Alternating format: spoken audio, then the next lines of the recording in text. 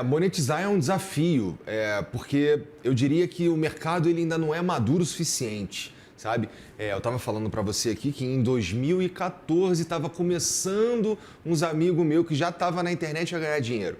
E dinheiro da maneira mais amadora possível, que é aquela que você ganha por visualizações, que é o AdSense do YouTube, né?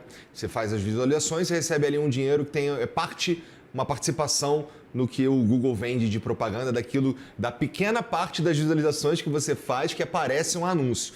Então, isso já foi muito bom, muita gente ganhou muito dinheiro, isso é comum no começo dos mercados para valer. A galera ganhou muito dinheiro no comecinho, mas hoje é muito difícil se manter até um... Hoje paga pouco. Hoje paga muito pouco. Hoje, dependendo do segmento, inclusive, paga muito pouco.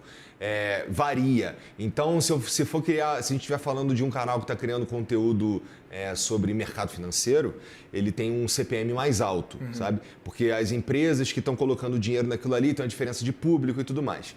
Agora, o cara que está fazendo vídeo de jogo, ele com as mesmas visualizações, ele pega menos. Eu não sei exatamente quanto, porque isso varia um pouco, muda um pouco, eu quero dizer, e eu estou mais preocupado com o meu, né? Então, dá para dizer que eu diria que o de games ali deve fazer por volta, e não é dado, tá? Isso aqui é mais ou menos isso, metade do que faz um cara, o CPM de quem está fazendo conteúdo financeiro, por exemplo. É diferente, muito discrepante.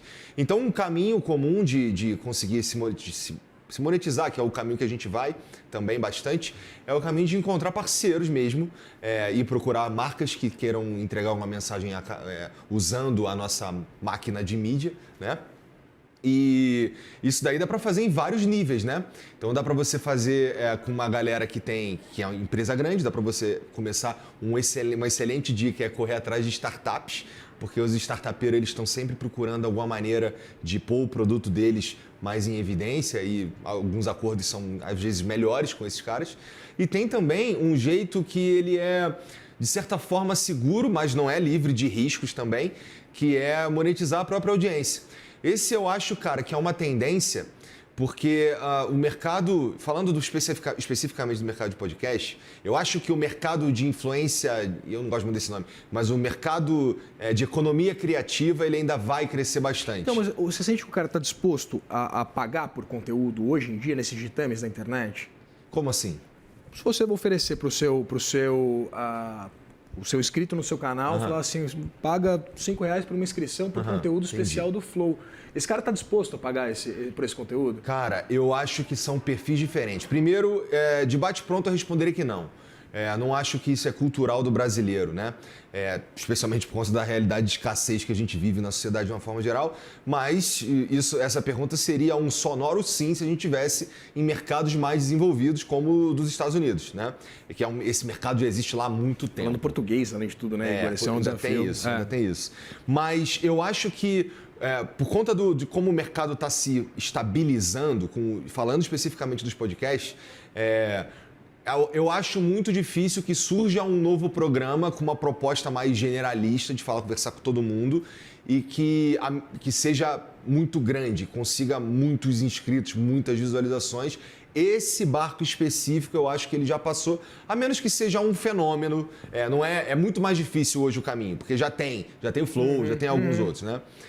Mas existe muita oportunidade para quem está buscando encontrar nichos mesmo, falar dentro do próprio nicho.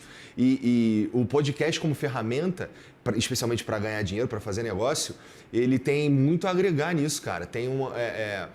Quando o cara ele se inscreve no teu canal por conta de um motivo muito específico, ele é o mais qualificado possível. E isso aí seria uma estratégia do Flow também, segmentar essa audiência? Porque a gente sabe que vocês têm várias frentes, né? Lembro aqui, inclusive, assim, de bate-pronto do Flow News.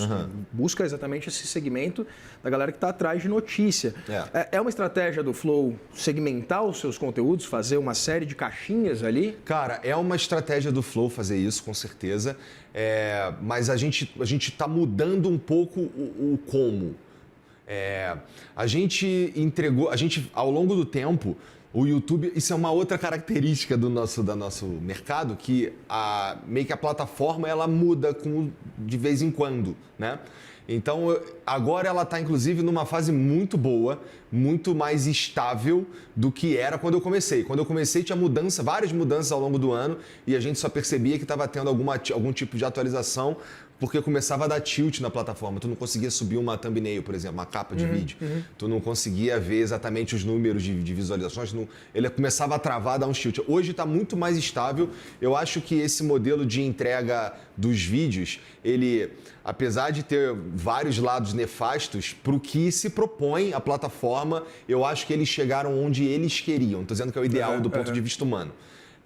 Beleza. Então, o que eu estava dizendo é que os podcasts, eu posso criar um programa para falar de um nicho específico e, além de mobilizar os patrocinadores endêmicos daquele nicho, ou seja, os patrocinadores têm tudo a ver com aquele nicho, eu também consigo entregar para a minha audiência alguma coisa mais qualificada. A minha audiência, ela tá lá para ver aquele assunto específico, então ela provavelmente confia na minha autoridade claro. E provavelmente algum produto que eu estou vendendo para falar, sei lá, de basquete, de qualquer coisa,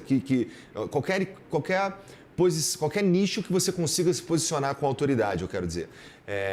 Eu acho que é um caminho bastante viável. Só precisa tomar cuidado, porque quando você é 100% financiado pela tua base, ela também não quer que você se transforme. Acaba virando uma prisão, de certa forma.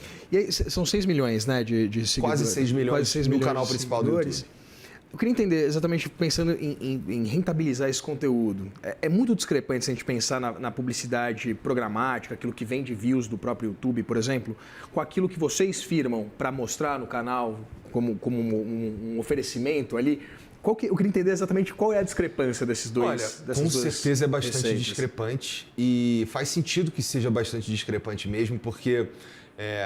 Bom, na opção de a gente fazer alguma coisa diretamente com uma marca, eu estou emprestando o que foi construído comigo, né? Então, assim, sou eu que estou falando, a audiência em geral sabe que eu não conto mentira, então eu acho que tem bastante valor. E a outra coisa é apenas colocar num vídeo. E aquele pré-roll que a gente chama, aquilo ali ele vai passar em tudo quanto é vídeo, sem necessariamente atrelar com quem está ali. Dá para dizer, cara, que a gente já teve por volta de 60-40, alguma coisa assim, mais ou menos isso, né? 60-40, que é a proporção. Ainda é bastante relevante porque a gente consegue fazer bastante view, entendeu?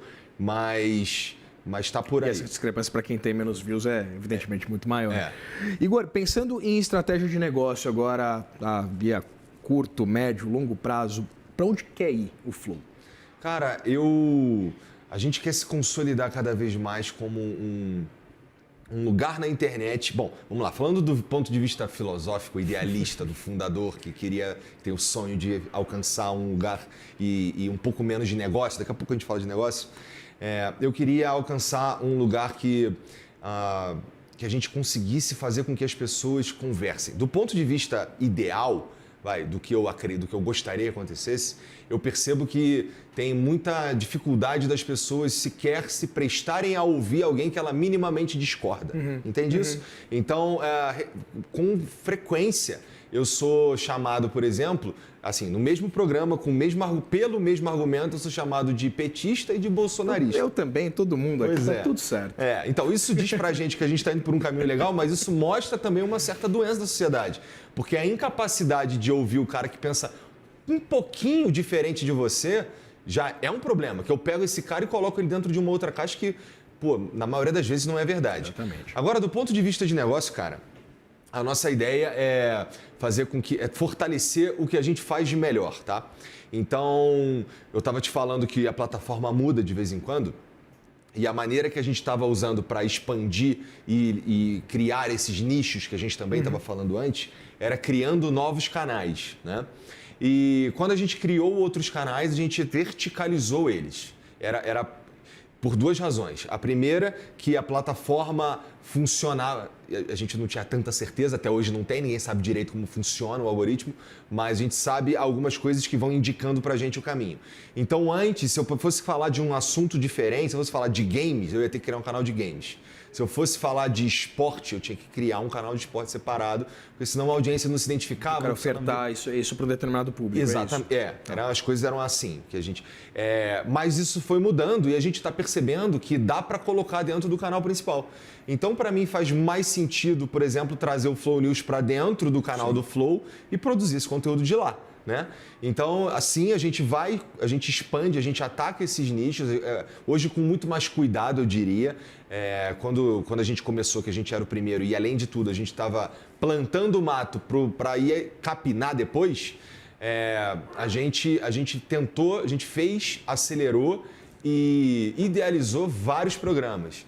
Então, em geral, podcasts. Hoje eu tenho um olhar um pouco mais de criação de conteúdo e tratar o canal do Flow Podcast como um canal de internet e, portanto, com as lógicas da internet também, né?